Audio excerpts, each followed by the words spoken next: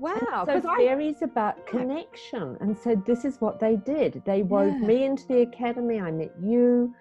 They started me off on the fairy journey. You had that experience with Laura that went in the book. I mean, this is the intricacy of the web that we're part of, that supports us and connects us for our higher good. So we don't have to go around being the vampires, because we're fed with that all the time. All we have to do is to be open to it and open up with love, you know, as we would to each other. Open up to nature with love. Open up to nature like a lover or a small child, where we start to really see that tree, to really see that rock, to really see those colours. And then we're starting on our mystic journey. Yeah. How wonderful is that? Mystic, our expansion journey. Because yes, you got to accentuate the positive. Wow, I feel good. A little bit of feel good goes a long way. You're listening to Karen Swain, teacher of deliberate creation, accentuating the positive, showing you a way to a better life. Accentuating the positive, it's not just fad, it's sanity. Who in their right mind would accentuate anything else? If you feel like that's what you want to do. hello, welcome to another show, Accentuating the Positive with Karen Swain. If you enjoy the shows, please like and subscribe, and remember to leave your comments. The more comments and the more likes we have on the YouTube allows more people to see the podcasts and the YouTube podcasts, and send me an email if there isn't the ability to put a comment underneath the audio podcast. Today I have a delightful person to introduce you to, and a fellow Aussie, although not born here, lives in Sydney, Maggie Hamilton. Welcome to the show, Maggie. lovely to be here, Karen. She's a prolific author and researcher. Let me read out Maggie's quite extensive bio here, because, girl, you've done a lot of stuff in your time, let me tell you. You've been a busy girl. Sydney-based author and social researcher Maggie Hamilton is the author of a number of books which have been published in Australia and internationally. Maggie has held a number of senior roles in publishing and at the ABC.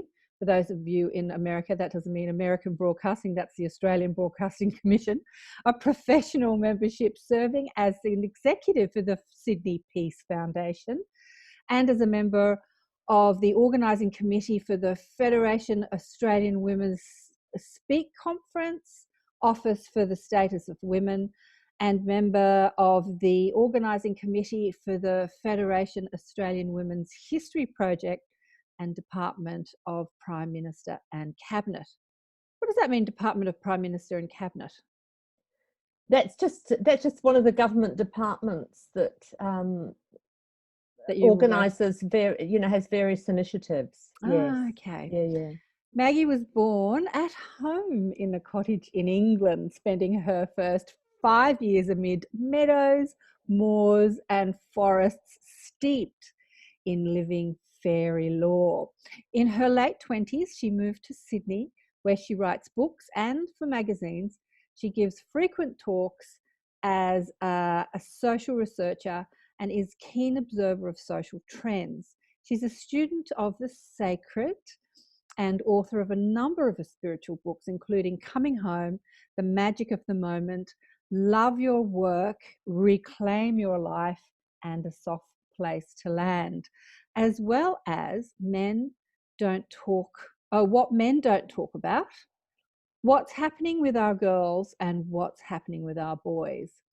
Maggie is an outspoken critic for the commercialization of childhood and the sexualization of boys and girls, and is the former founder of and publisher of the Inspired Living Mind, Body and Spirit imprint at Allen and Unwin, which she helped set up and ran for a number of years. In her spare time, I don't know when you have spare time, honey, I tell you.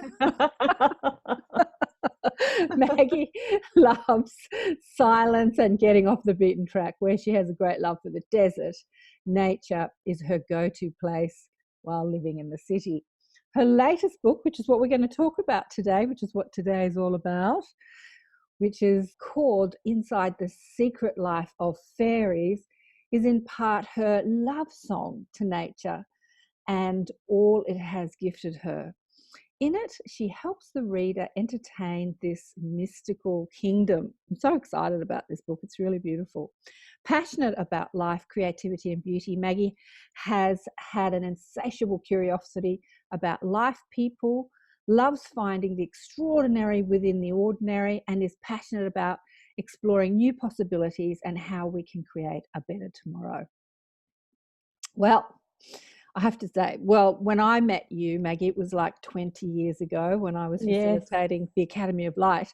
So you have been one of these people working in the corporate world, in the mainstream world, and had a secret life, thinking about all things multidimensional and energy and fairies. And you asked me about 20 years ago to write a little excerpt, which you've put in the book. I did. Say that I completely forgot about it until you sent me an email a couple of months ago saying it's in there and the book's out. And I thought, 20 years have gone by. Why did it take you 20 years to get this book out? Well, there's a number of things. First of all, I wanted to take readers beyond the tutu and tinsel of fairies, because that had never been my experience. But what I found, Karen, is that the fairies don't reveal their secrets easily. And I think that's partly because of the way we're treating nature at the moment.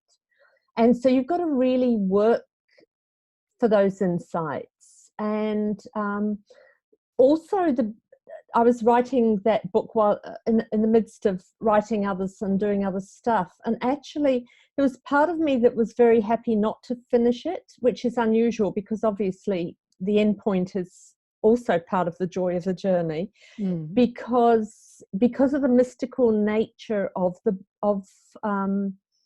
that whole connection we can have with nature.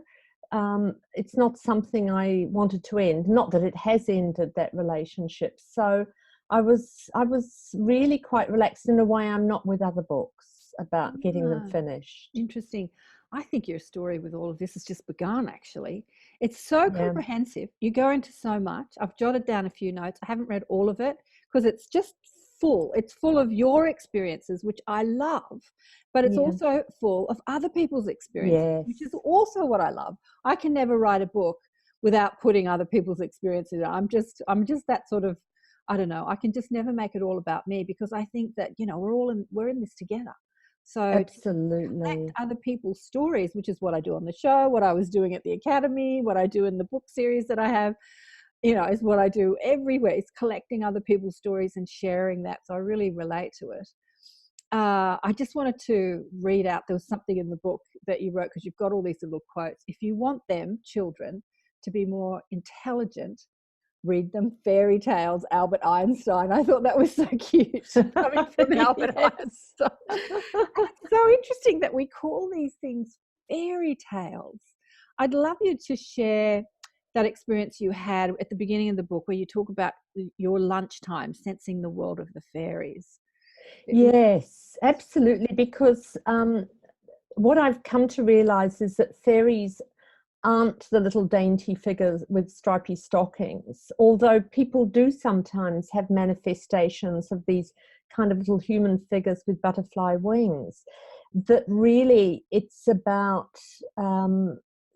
you are suddenly plunged into kind of a mystical experience where every cell in your body comes alive. And the exciting thing as I tell this story is that I really want people to understand that there's not a person on the planet who has not experienced a fairy kingdom. And I'll explain that a bit later. But what I loved, and this is right in the middle of Sydney, busy day at work, and I've always had to get out of the office in corporate life and just be outside and see a tree, see sky, see something, and that immediately rebalances me. And now we've got lots of science to show that's the case, but I mean, I think if you tuned in, you possibly don't need to have the science behind it. So this day, busy day, grabbed a sandwich at the local sandwich bar, just like but hundreds of thousands of millions of people do every day.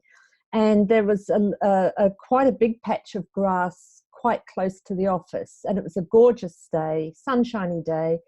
So I plonked myself down with my sandwich, and as soon as I hit the grass, it was like electricity, not in an unpleasant way, and this incredible feeling of anticipation, almost like the kind of anticipation we had on Christmas Eve when we were very little, and we knew that tomorrow was going to be a really, really special day, and every part of you's bursting with excitement. So there's the electricity and the excitement, and suddenly the grass became so green, it became hyper real. It wasn't a green that I could readily associate with as one that I see every day. Hyper real is the only way I can describe it. And then as I was kind of sucked into the energy of this astonishing green, I looked at the grass, and it was as if every blade of grass, of which there were hundreds and hundreds of thousands,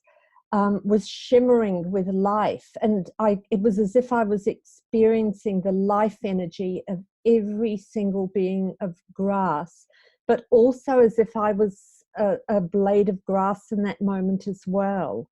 And what happens in these moments is you're plunged into the eternal now. So you have no sense of time, because you are so in connection with the whole web of life. You're just there. And it was beyond thrilling, absolutely beyond thrilling. And then it just kind of dissolved, and I was back, sitting there with lots of other people around me. That's the other thing, because it's a city, lots of other people having lunch, and mothers with babies and toddlers, all that. So I wasn't, in a place all by myself. And there was my sandwiches ready to eat. and I think what's so special about these moments is we have all had them, and often it is when we are somehow connected into nature. It might be walking through the woods or the bush in autumn, where the leaves are turning, or we see a dewdrop, or whatever it is, and we have that moment that literally takes the breath away. And my belief is, Karen, our vibration is heightened at that moment, and we slip into the kingdom of the fairy. And for me, the fairies are the living intelligences of nature. Beautiful. Which are also connected with the quantum field, but we can talk about that later if you want. Look, there's so much to talk about. You've actually answered a couple of questions that I jotted down, but I wanted to share with you, the first time I experienced what you were talking about, there was some healer that came to the academy, it was about 20 years ago, and Martha was sponsoring him, Martha Hurin, and I went over to Martha's place and had a healing with him. I didn't really know what was going on, but I remember walking out into a busy sort of, western suburb street of Sydney, where there wasn't a lot of nature, but just feeling that hyper realness, like the birds were so loud, the sky was so blue, the trees were so green, and just having this experience of this heightened awareness of, and everything was brighter and louder, and just something had happened, something had shifted in me through this healing. Can't remember the guy's name, too long ago. And then recently I experienced it too, just driving somewhere. I was going to pick some people up, and we were going off to probably an IONS meeting or something. And I remember leaving and just having that sense that everything was just glowing, like, what's going on? Like everything, and nothing special had happened. But I think we've all experienced that somewhat, where we just our senses, that everything just becomes heightened. Like things brighter, you can hear better. I hope that you've all experienced that, but if you haven't, have that intention and maybe you'll experience it. But I remember reading that in your book and just going there with you, so many of the experiences in your book are like that too, just going there. Well, you've talked about, one of the questions here, where was it, what's the role the fairies have? You sort of talked about that, haven't you? Yes, I think the thing is, when we're children, what we so ache for, Karen, is to see fairies, because of course, that's what we've been brought up with. And also tales like the magic faraway tree. And so we're looking to see this little person. We're not looking, we don't understand that that's a doorway to this mystic experience of nature, which we've just been talking about. And then with the fairies, we think, oh, well, it's about seeing them and just connecting with them. What we don't realize is, because the universe never wastes energy for anything, is that we are being called in those moments back to connection, to connect with all living things, to heal ourselves, heal the planet, to be more loving custodians of the planet. So it's not just about sightings. But I think that that's a sad thing, is that so many people end up amazingly disappointed.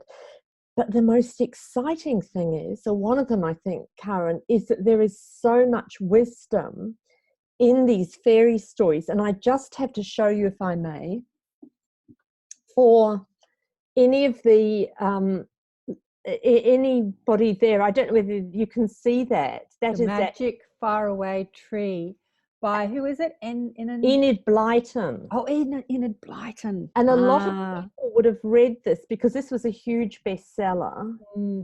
Beautiful. And what is so extraordinary about that, it's about a tree that these children find in the forest, and they climb up the tree and go into other worlds. I know, beautiful. Now, how astonishing, because that's what we're talking about. Well, when I was reading your lunchtime experience, I was thinking about what a lot of people have said to me on the show about NDEs. They go to this place, and some have called it heaven.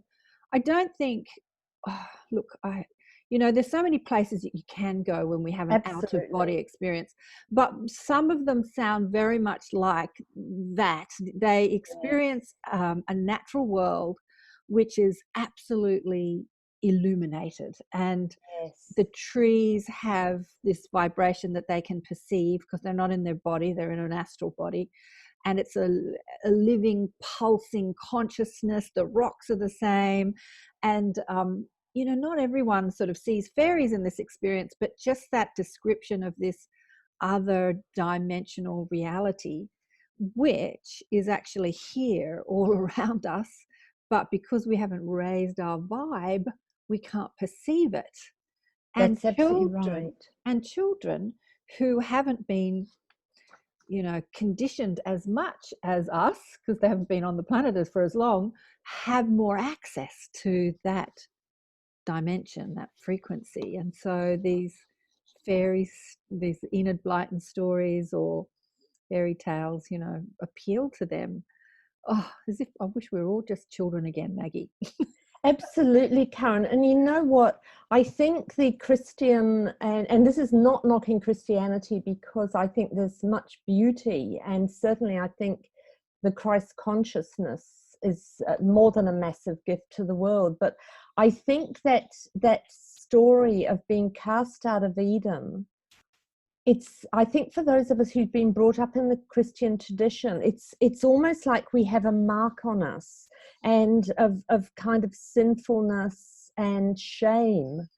And what I feel this kingdom does is it brings us back into connection, and it allows us to open the door and return to that garden.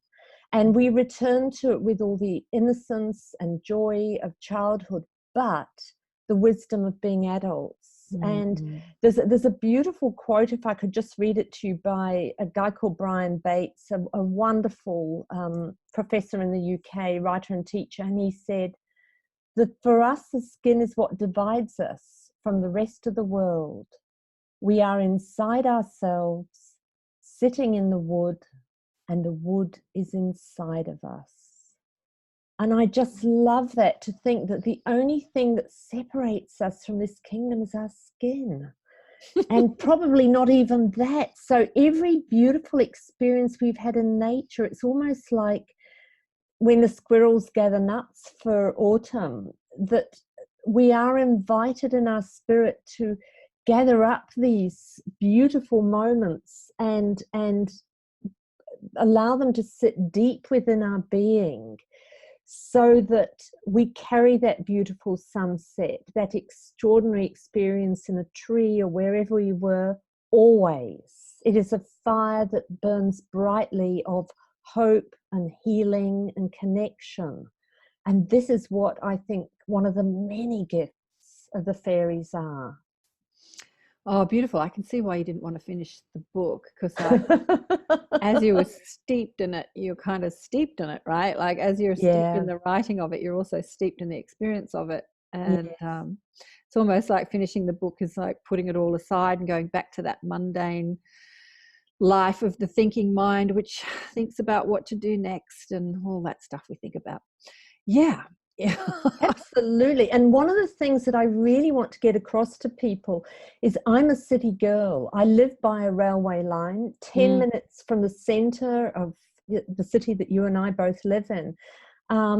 Because another myth I think we have is that we have to be sitting on a mountain or living, you know, immersed in nature in the woods. And I'm not knocking that, because if that is your soul journey in this lifetime, embrace it.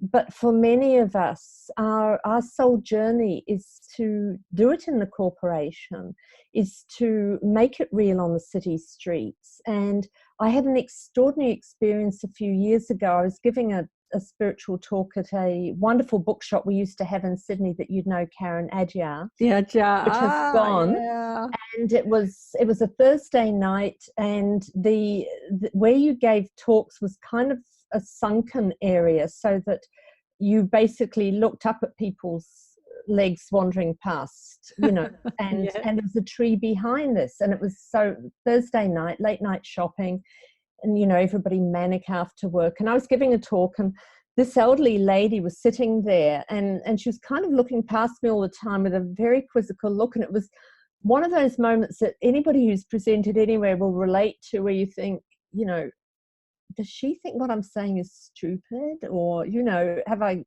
got lipstick on my teeth? Or, you know, was my skirt tucked into my knickers or something embarrassing? Anyway, after I'd given the talk, she came up to me and she said, I wished you could have sat where I was sitting. And I said, oh, wondering what on earth was going to say next. And she said, every time you expressed your love of nature, and I wasn't talking about fairies, but I don't quite remember what I was talking about, but obviously mentioned nature. She said the aura of the tree on the street became a blaze of every color imaginable. Oh, wow. This is the responsiveness of what we're living in. And it is so, so sacred, Karen, which is why I encourage people to find their sacred place in nature close by. And if you're in a city, it might be a tiny pocket handkerchief garden or park or by a lake or wherever it is, and to spend even a tiny amount of time there and get to know the rocks and the trees and to love and observe them. Well, absolutely. I so agree with you. But even buying flowers or pot plants, you know, even that, I have this, I don't really think nature is separate to what we create as humans. It isn't. I think that it's an extension, like we're an extension of that, including our bodies. We're an extension of, you know, Mother Gaia. We are living inside Mother Gaia, and it's called our physical meat suit. Mine's very plentiful. And it's all conscious, and it's all nature, and it all speaks to us. And I actually love the way that you've explained how fairies look, because in the book, people think of, look, the first time I really contemplated the fairy realm as a reality was through Doreen Virtue, who's now become a, you know, born again Christian. But interestingly enough, I saw her speak at that Adyar bookshop all those years ago. And really? She's sort of going back there when you were talking about it. Yeah, and she was like she was a psychologist or something, quite scientifically minded, and Yes. she had this experience of experiencing a little being, and it sort of freaked her out, she said. But you've said in the book, that just like the angelic kingdom, they're not little beings per se, but they No. can appear, because they're light beings, that That's they right. can appear, or most of them, or at least the ones that are looking after our body and the nature, they can appear as something that we can relate to, like a little human body with a funny hat and striped, stockings or something. And Absolutely. And yeah. often what they appear as, if they're going to appear, is some item on them that's related to the plant they're connected with. And we see this with old beautiful fairy illustrations, where they might have a bluebell hat on, or whatever, so that they are connected in, but they don't need that body to do the work they do. And there's a very special person I've met who's in the book, called Bob Crombie, who a ranger and mystic who you've met. Yeah, the other and night, Bob takes people into the a nearby national park here, and they cross over. And because he knows that park, he's worked there for like 40 years. He's retired now. And he said, what we're dealing with are other ecologies. And I love that. But he talks about and a number of people I interviewed have also crossed over. So they start to, and what's interesting is this realm is not in a different place from where we are. The colors change. He said they go into a mottled world, same trees, same as, and then he's gone into a sylvan world, as have some of the others who I interview. But it's the same. And I think this is really exciting, because this ties up with my theory now, that this is very much part of the quantum field, that it's really a vibrational difference. And don't you think? And these living intelligences are part of the dance of atoms, Karen, which is why we feel so alive. Yeah, it's a perceptual experience, because I was writing a comment on the YouTube channel today. We were talking about ETs, and they were saying, are they physical? Are they, people were asking questions, and it's all a perceptual experience, and we experience this physical reality through a very limited perceptual apparatus. Yet we can shift our frequency. I won't say raise, because it's just a shift in frequency, where the apparatus that we're using, the eyes and the ears and touch and smell and everything, can actually expand to perceive more of the bandwidth of frequency. And I think that this is what you mean when you say crossover. It's like you have a shift in frequency, and now you have a different perceptual experience. That's right. Of this reality. But most of us are having a very limited perceptual experience of what we call physical life. Yeah, absolutely. So we don't, the wonderful thing is, Karen, we don't have to go anywhere. Yeah, exactly. We're in the soup of it. And and I think another concept which has been deeply wounding to the Western kind of psyche is the fact that, we see First Nation peoples, and I think if you're, more consciously spiritually inclined, because we're all spiritually inclined, there's a deep sadness that sits there about belonging. But the thing is, we were all once First Nation peoples.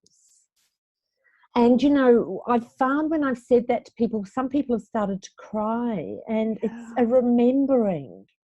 We were once First Nation peoples. And then I ask them, when we talk about fairies, I want you to contact the soul ache.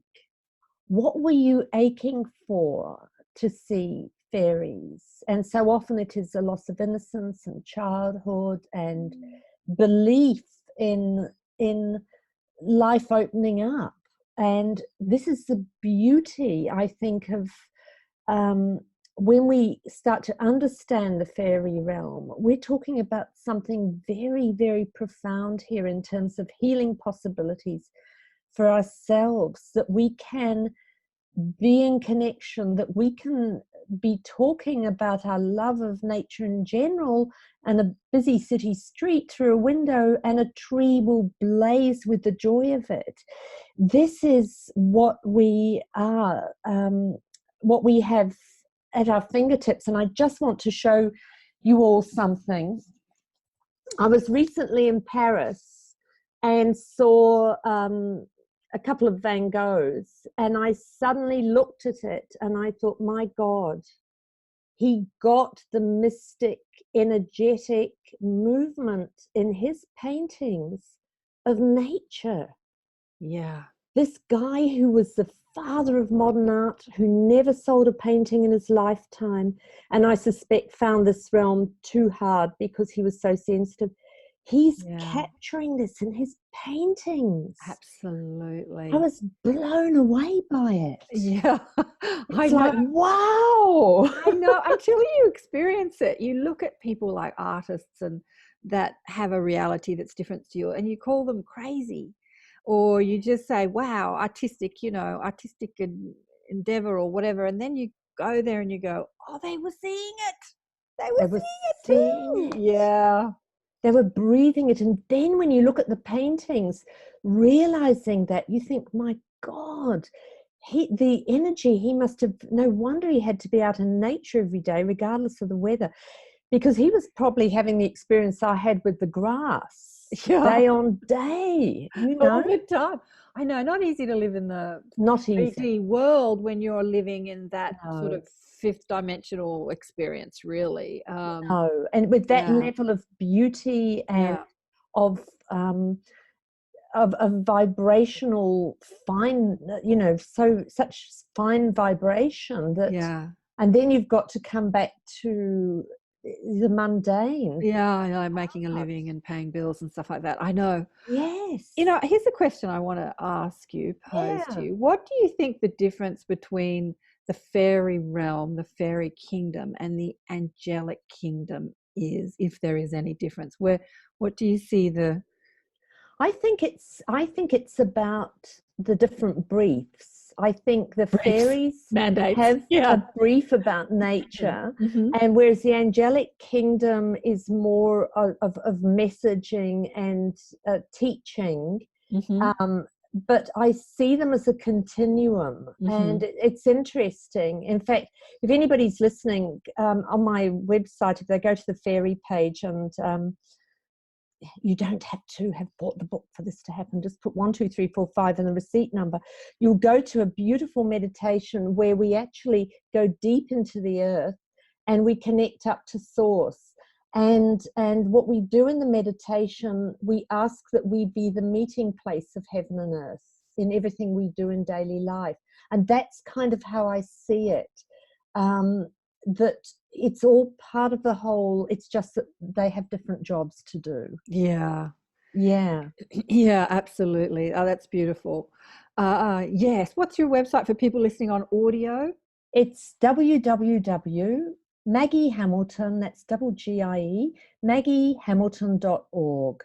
And you'd be so welcome to enjoy that meditation. It's one that I've developed, and I find it really helps my vibes to start the day with that connecting, getting rooted deep into the earth and up to source. Just a beautiful thing to do. But really it's about entering the wonderment, I think, again, Karen, is what we're talking about here, because we're living in a fairly complex time on earth, which is also a time of great possibilities. When complexity can bring wonderful opportunities. And this is how I feel about this time. Yes, we have big climate issues, not to mention a lot of others, but now is the time to seize the moment. And guess what? Our kids are doing that. So we have to catch up and to really understand what we have, what we're already holding. And I think the thing is, we often don't know where the whole fairy thing fitted in. And I was in Portugal a little while ago having a holiday, and I was really shocked to discover that the Inquisition didn't finish there till the 1830s.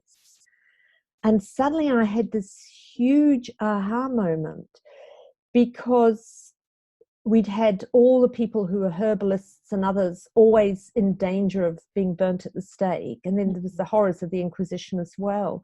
Mm-hmm. So we're talking for hundreds of years, anything to do with a deep connection of nature was underground.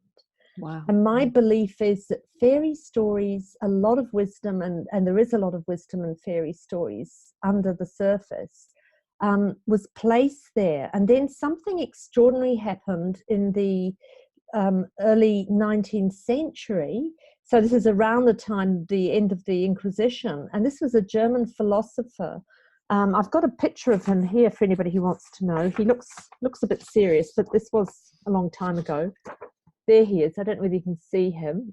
Johann, how do you say his name? It's Johann Gottfried Herder. Herder. And he was one of the great philosophers of his time. Pardon me. And he came up with an extraordinary statement. He started to talk about the spirit of a nation. And what he was talking about was the living energy of a nation, I believe, just as our spirit is the living energy of us. Mm-hmm. So this is of the collective us.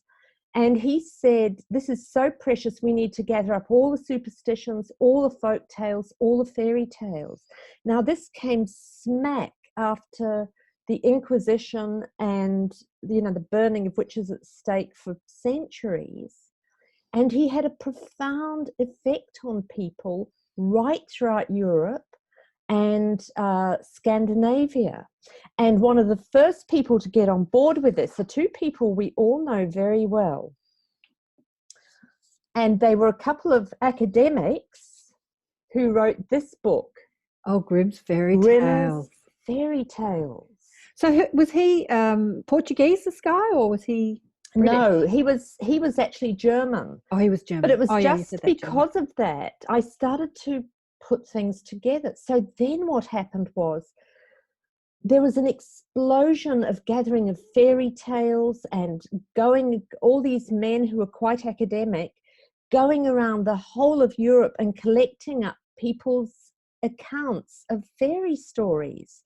And some of these are like 500 pages. You can imagine the documentation that was needed. And, these weren't people who were, catching Uber and flying on planes. They were going, in carts and what have you to get to these places. And so we have all these incredible books like this one. This is the W.B. Yeats. What did that say? The Irish Fairy and Folk Tales. And we all know W.B. Yeats. He was such a spiritual man, Irishman.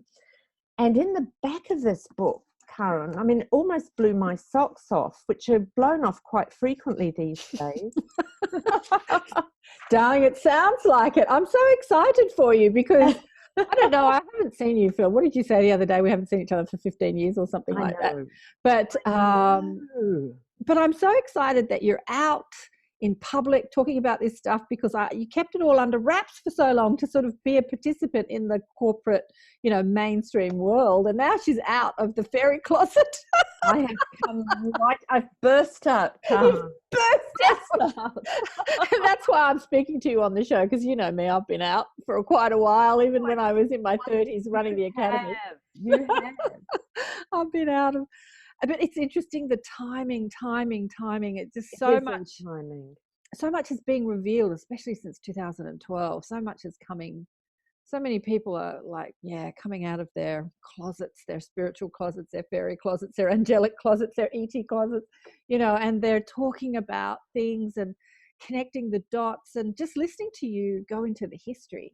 It's all been right in front of us all the time, hasn't it? It's just been has, right Karen. in front of us. And I think, sorry, I interrupted. Well, you think, go on. I was just going to say, I think once I understood the history, it helped join the dots for me, so that, you know, where we've got to now is that for many, fairies are sparkly figures that you can buy in a gift shop, and that's about it. And it's very sweet, and it's only for children. But when you realize this was suppressed knowledge to keep people disempowered, and so that they would do what they were asked, then the beauty of it is, the corollary of that is this is empowerment. And what I went on to discover is that in the 1920s in London, they started a fairy investigation society. And I have a little visual here. I can't help but show, because they're so fabulous, some of these visuals. Can you see that? The Fairy Investigation Society. It is beautiful. Those people who are listening on audio podcast, you'll have to go to the YouTube. It is beautiful, the Fairy Investigation Society. It is beautiful.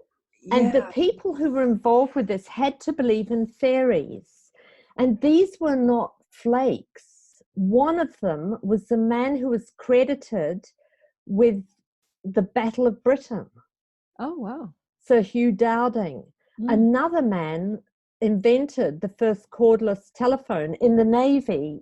And Walt Disney was a member of this. These were all people who believed in fairies and were scientifically trying to learn more about them. And including Sir Arthur Conan Doyle. Oh, I know. There's that beautiful movie made about the two little girls. The Cottingley Fairy. Yes. Yes. You know, what's really interesting, when I was steeped in deliberate creation and really had my head down thinking about how we are the creators of our reality and law of attraction, which you go into in the book, manifestation, you know, how fairies manifest. I started to look at fairy tales, and I started to see the wisdom inside them when you sort of stop looking at them like kids' fantasy stories. And, you know, Cinderella was a story of manifestation, in that here she was in these dreadful circumstances where she was treated abominably by what was supposedly her family, and her father had died and she was in rags and they were swanning around in riches. And yet she kept her good sense of, you know, self-humor. Like, she was happy. She didn't like go into the poor me, woes me, but she spoke to the birds and the garden. You know, she was out there in the magic. She was still in the magic. And because she was in the magic, her dream, I mean, she dreamt of a prince, handsome prince, which is, you know, not what all girls dream about. So many people say it's a terrible fairy tale because it's only about getting a man.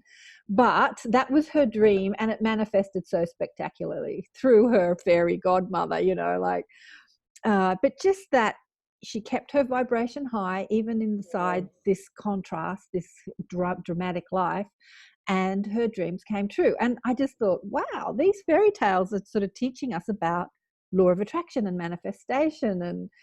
And I love that you go into that in the book about how the fairies manifest. Do you have anything else to say about that? Well, I think one of the things that really came to me as I started to learn more about the fairies is we are incredibly powerful beings in terms of being able to co-create.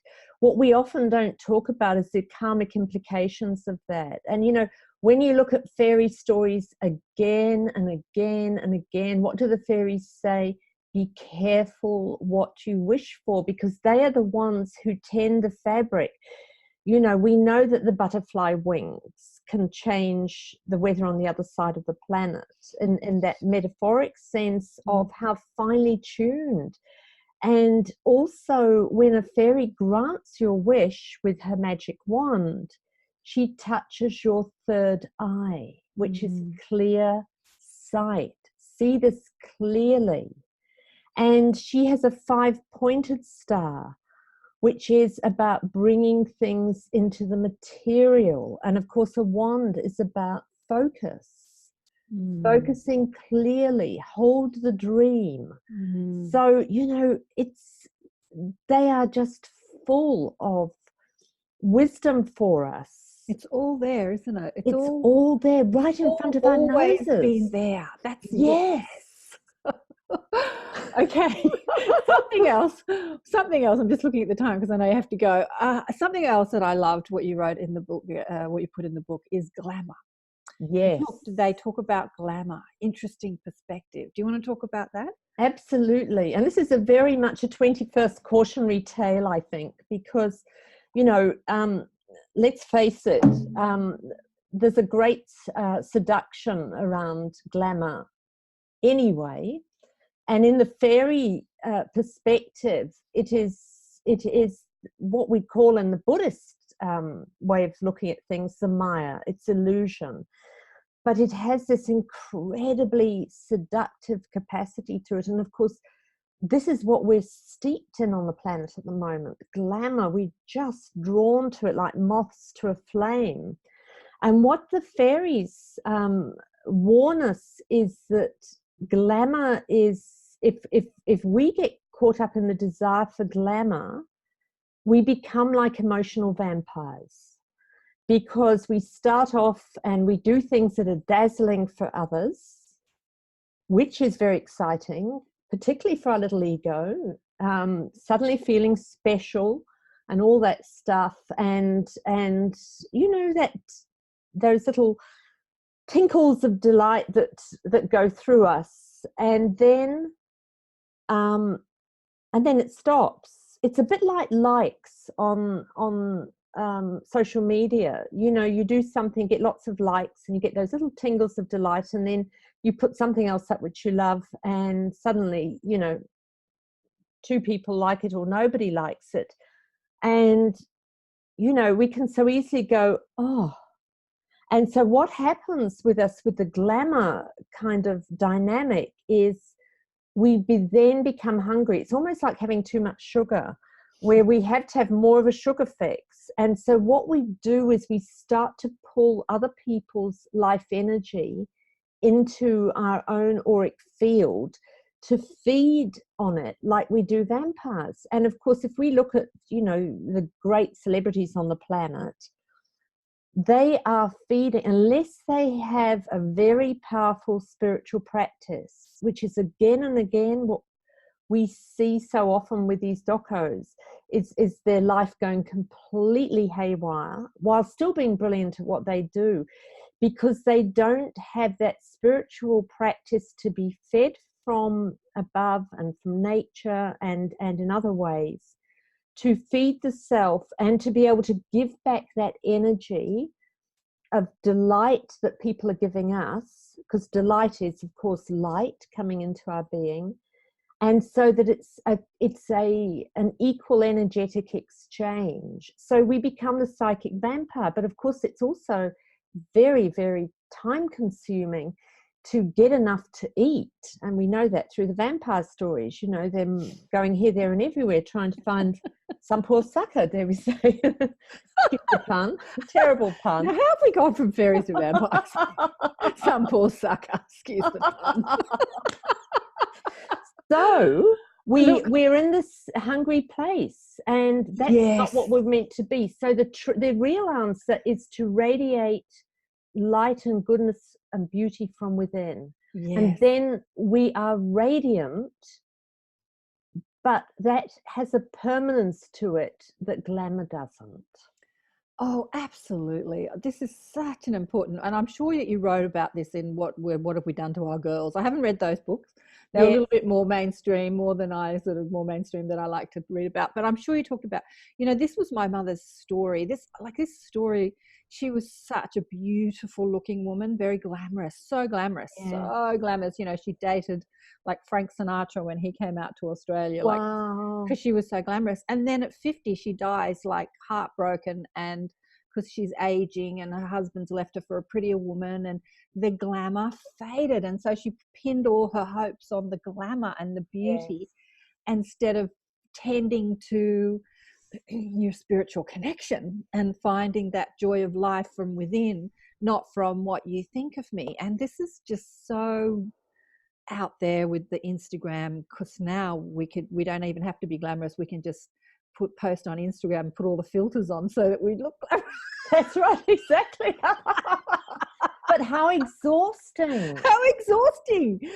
Oh, when we could be out, you know, just having a wonderfully rich and life that really fills us. And the thing is, when we have that radiance, others are drawn to us in a deeper way. So we only need to walk down the road and smile at somebody, and they get the whole grace of the love behind that smile. We become, we're always desperate to have miracles happen.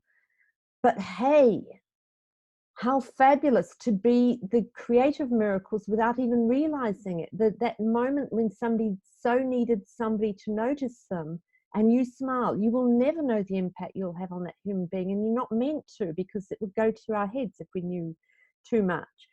But we can just do it, and we can be it joyfully and lightly. Then actually what we are gaining is what we're aching for in the glamour.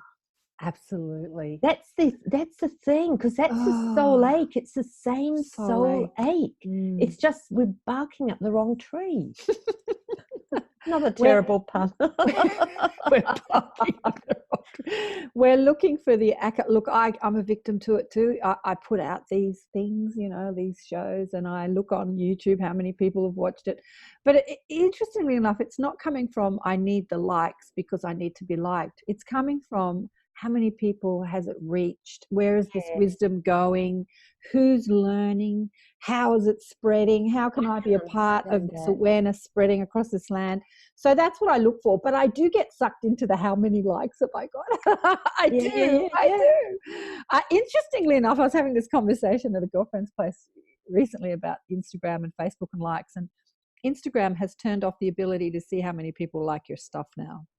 Yes, which I think is a good thing, don't you? Isn't that interesting? Yeah, because of this addiction to, how many likes have I got? Yeah, that's all involved in this glamour story. Oh, look, so fascinating. Now I had a question in my head that's totally gone. It'll come back. Oh yeah, okay, it's come back. So what I wrote about in the book was, and this is so fascinating because I didn't even know. I think I maybe 15 years ago said, what have you done with the book? And you sent a message saying, oh, it's happening, and then forgot about it. And then you reached out and said, okay, the book launch is on, it's happening. It's like, oh, I didn't even remember what I wrote. Anyway, so I read it recently, and I was kind of quite surprised at what I did write, because it was like nearly 20 years ago that I wrote it. And I was a very different person 20 years ago, really on that search for meaning and who am I in the world, how do I serve, and I think that's an endless search, really. But it's a beautiful piece. It is quite interesting, but I talk about the fairies in regards to the body as opposed to nature, which is, as we spoke about, the body is an extension of nature. It's all made up of the same chemicals, and it was inspired by Lorna Todd. Do you want to speak about your experiences with Lorna, because she was one of the teachers that came and spoke at the Academy of Life.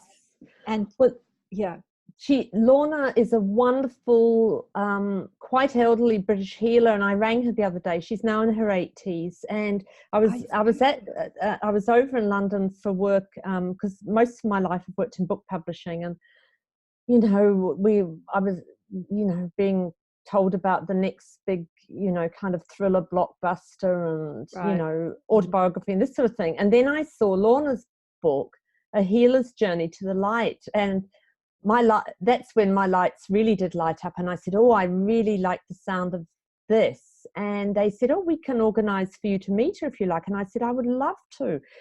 So she came up from the South Coast, and we had a meeting, and we just hit it off. And to my great astonishment, so I had this great soul ache for her to come to Australia.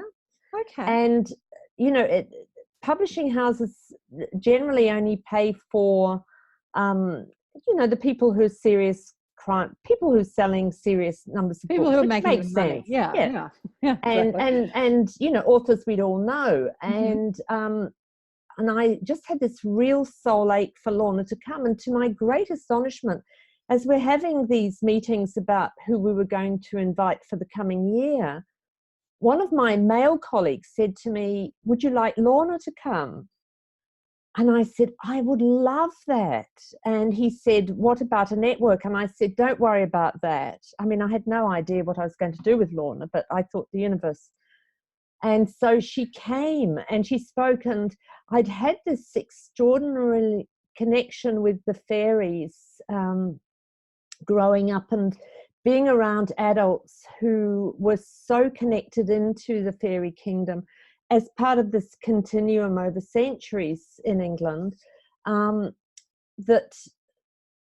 then, you know, we get busy and, you know, school, uni, you know, busy job. And, you know, I had my spiritual practice and all that, but the nature connection had faded. And so Lorna came out and she stayed with us, you know, to keep costs within budget and all that. Not that I minded. I mean, it was an absolute thrill. But we used to walk in a local park, and she started to talk to me a little bit about the fairies. Not a lot, because we were talking about everything under the sun. But she transmitted something to me, and it was after her visit, she came twice, that I started to look into fairies, first of all for myself, really. And then I thought, you know what, this is a book. For me, it's always a book if I feel it's such good stuff. I want everybody to know it. Yeah.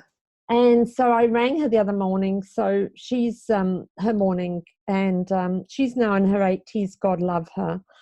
And I told her about you, Karen, and she sends her love. And what was so beautiful, and this is the thing about our path, I think, you know, she's past the stage of her healing. You know, I mean, she will always be a healer, but, you know, in terms of having people come and to have somebody ring her up from the other side of the world to say, you know, you changed my life and it sent me on this journey, and the result of that is now a book. So, you know, this is 20 years ago when she came out. 20 years ago. Approximately, maybe 19, but around then, because I remember, anyway, what house I was living in at the time. Okay, and you must have been instrumental for her speaking at the Academy. Yes, so then I had to go out and find people. Well, that was how I found the Academy. Right. Because then I had to find these venues for her to speak. Right. So that's probably when I first met you, was when she came and spoke at the Academy, because I was facilitating it, introducing the speaker and doing a meditation, all that thing, all those years ago. Absolutely. It's all falling into place, because my memory of that time is not that clear. So it's just all falling into place. Wow. So fairies about connection. And so this is what they did. They wove me into the Academy. I met you. They started me off on the fairy journey. You had that experience with Laura that went in the book. I mean, this is the intricacy of the web that we're part of, that supports us and connects us for our higher good. So we don't have to go around being the vampires, because we're fed with that all the time. All we have to do is to be open to it and open up with love, you know, as we would to each other. Open up to nature with love.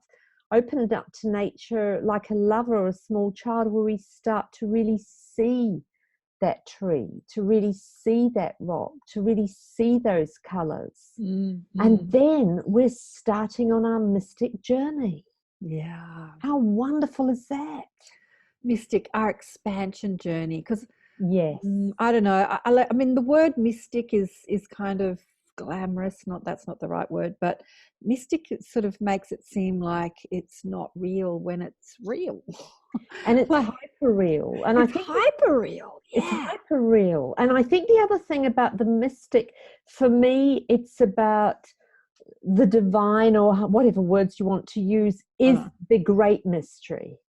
Yeah. And occasionally we get glimpses. And what this world does is it enables us to have stepping stones into this great life mystery. Yeah. And all the beauty and wonderment and true enchantment, what I call deep enchantment, that is there, that touches our soul, that feeds us to the very core of our being. Yeah, absolutely, Maggie. Returning to love, returning to the light, returning to the mystery. Yeah, absolutely. Oh, beautiful, beautiful. What else did I wanted to talk about? With so many things in the book, with so many places that we could go.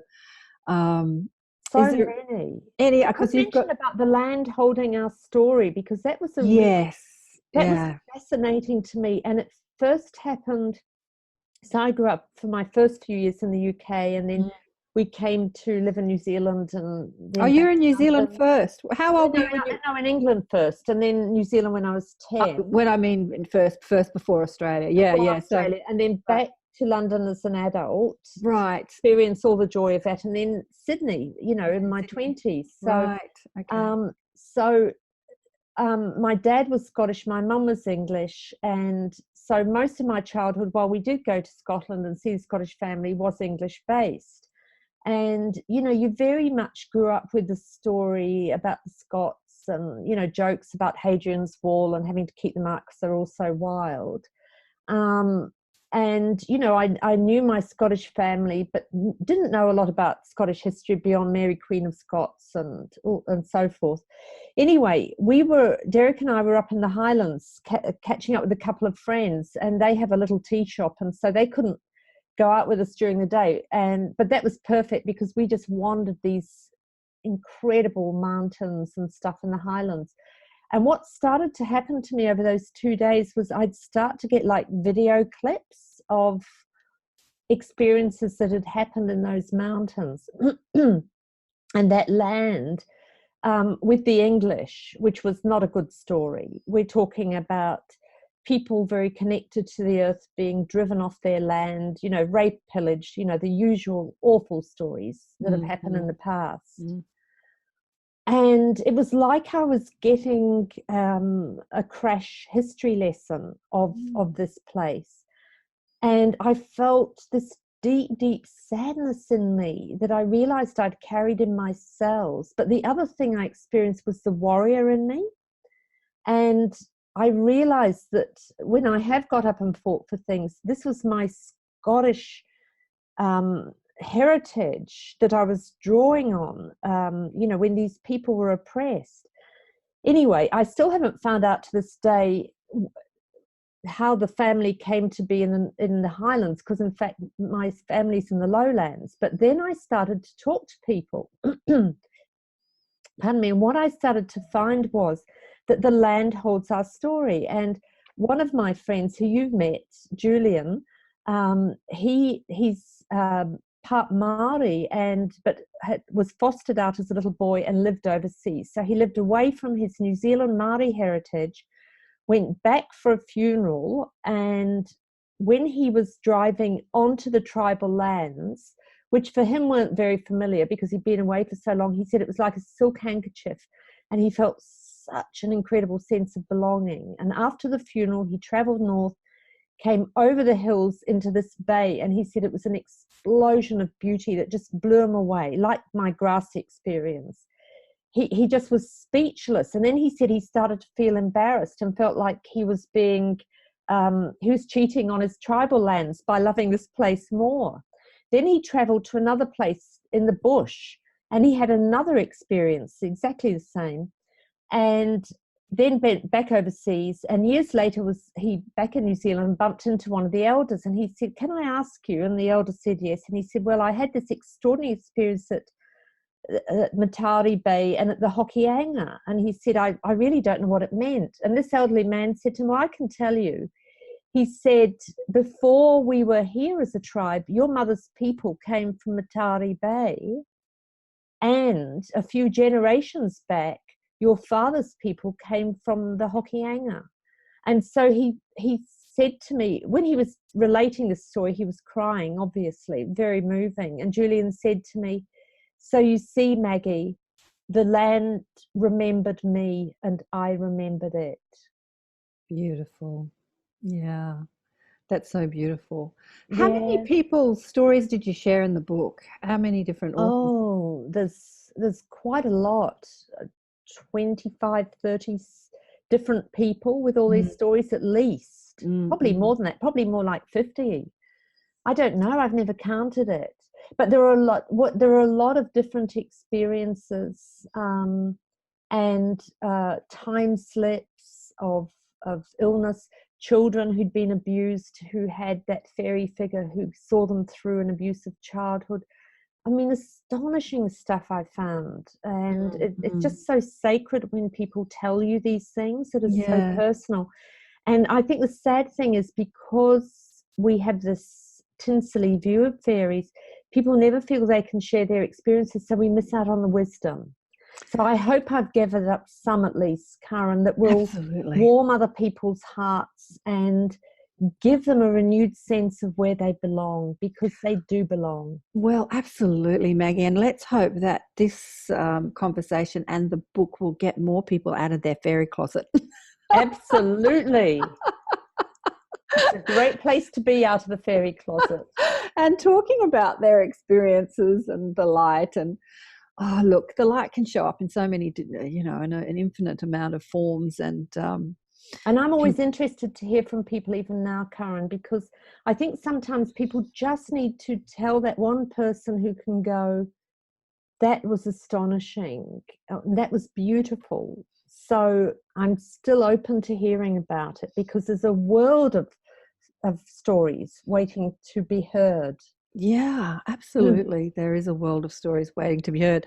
And now is the time to have them out there and to be heard. Now is definitely the time. Most definitely. I had a guest teacher in my Inner Sanctum, our online session, who's talking about her ET connections. And interestingly enough, she was saying that the ETs often show up in as sort of like fairy type experiences. How interesting. Yeah. So, or people think that they're talking to an angel. It's not that an ET can't be an angel, because they're just a higher, more evolved form of consciousness that's just living in a different form. We're in these human meat suits, and they're in another sort of frequency suit. And there's just so many infinite forms of consciousness and infinite frequencies. There's trees are conscious, and rocks are conscious, and ETs, and it's all conscious, and we can communicate with all of it. And but she was talking about the 3 waves of volunteers, and the second wave are the people that are coming forth now with their stories, either of their ET connections or their angel connections. So they're actually the communicators. She calls the second wave of volunteers are the communicators, the connectors and the communicators. Oh, so they're writing books. You've beautiful. always been a communicator, obviously, because you've been writing books proliferally. But yes, isn't that interesting? I love that. And it's time, and that's where we're in since 2012. Really, it sort of ramped up. Now is the time that people are coming forward. So let's hope a few more people come forward. And obviously, this conversation about the fairies is really important now, as we reconnect to the wisdom of the land. And she's speaking to us, Mother Gaia, and the fairies are her sort of angelic beings. They're her angels, and they're speaking to us. There are bodies angels too. So it's a really important time right now to really nurture nature. Absolutely. And when you look at these young kids who are standing up, and I can't remember the Swedish girl's name who started this movement with school children, but for her to stand up the other day Greta. in front of world leaders, what's her name? Greta Thunberg. And say, how dare you? Thunberg. I don't know. She says it with Greta Thunberg. Yes, how dare you? I know. She's a 15-year-old. She's everywhere. I cannot go on any social media, whether it's Twitter or LinkedIn or anywhere, and not see her everywhere. Like she's just it is out of the mouth of babes. Well, she talks about her Asperger's, her autism, like her superpower. She's just one of these, third wavers that is just standing up and doing her job and getting it done, and which is what we talked about with Susie about the third wave as being, the change makers. And many of them are children. Some of them are in their 30s, some are even in the 40s now. But many of them are children that have come here specifically to, make decisions, get things moving, action. Time for action. It's time for action. Oh, darling one, it's been such a joy. Any last things you'd like to say about your realm and the fairies? Only that it's immersed in the dance of atoms, and we're part of that dance. So take that joy, the wisdom, the healing, and just take it out into the world, take it into the corporations, take it on buses and trains. And boy, this little tiny jewel of a planet deserves our love and attention. And so let's do it together and have just a wonderful adventure doing it. Beautiful. So beautiful. Thank you so much. A pleasure. Thank you. Oh, what a beautiful conversation with the gorgeous Maggie Hamilton. Isn't she beautiful? Now, remember, if you'd like to buy the book for yourself or somebody else, there's so much wisdom in the book. Whoa, this is what it looks like. You can do so on my page. I'll have the link underneath the interview or the conversation, either the audio or YouTube, to my website. And if you click the affiliate link to the Amazon, I get a couple of cents. So that supports the show, because as you know, I don't do these shows for money. But yeah, it's a beautiful book. It's a beautiful book, and I'm so pleased that she's out of the fairy closet. I said to her, I just realized that we use the word fairy when we talk about gay, more specifically gay men. And I was going to say, what's the link between that and the fairy realm? And it came to me when I had the question posed. We didn't discuss it on the show. And that's that divine feminine. In order to enter the realm of the fairy or the angelic realm, we have to be more in our creative mind, our intuitive mind, our psychic mind, which is all connected to the divine feminine. And so men who displayed that very overtly feminine attributes were called fairies, right? It all makes sense because they have more of that sort of feminine attribute, or at least they appear to. So yeah, they were called fairies. I'm coming out of the fairy closet. I didn't realize what I was saying when I was saying it at the time. But it's a beautiful book, and I hope you enjoy it or give it to someone who may be a great Christmas present to give to somebody. And if you want to support the show, get it on the affiliate link. Oh, it was so nice to have that conversation with Maggie. We could have spoken for hours. All righty, what's happening next? Got a gorgeous man on the show next week called Michael Hoffman, who's written a book which is really interesting about his experience in a sort of spiritual, he calls it a cult, a spiritual organization. And so that's going to be a really interesting conversation about spiritual cults or spiritual ideology and how it can, it's going to be an interesting conversation. I've got to read his book before next week. I've got a few books to read. Anyway, so that'll be interesting next week. And Frances Key is coming into the Inner Sanctum, the team books. I love the team books. I just love the team books. I've had her on the show a couple of times and in the Inner Sanctum a couple of times. So if you want to look for her on my website, Frances Key or Frances Ray Key, she's going to send some chapters for us to have a look over, to discuss, because there's 4 books in the team series. And it's about our collective consciousness, our multidimensional collective consciousness. And I just love these books. I just love them. I just think they're fabulous. So we're going to discuss that and maybe catch up with her and what she's been up to. She's been singing. She's been writing musicals and singing and doing things like that. She was living in New York, looking after the grandkids for a while, went back to her home in the country. Haven't actually spoken to her for a year or two. So it'd be gorgeous to catch up with Frances. If you want to join me, let me know. You can join once, or you can join over a year's subscription. It's only $25 Australian a month at the moment. We meet a couple of times a month. And this weekend is with me. If you want to join and meet me and ask me questions, I'm a wealth of knowledge, or ask my guides questions. Or it's $227 for the year. It's very inexpensive. The Inner Sanctum is our online sessions, our online teaching sessions called the Inner Sanctum. So yes, hope you've all enjoyed that, and I look forward to chatting with you again. Love you big time. Remember, get the book Awakened by Death. Bye for now.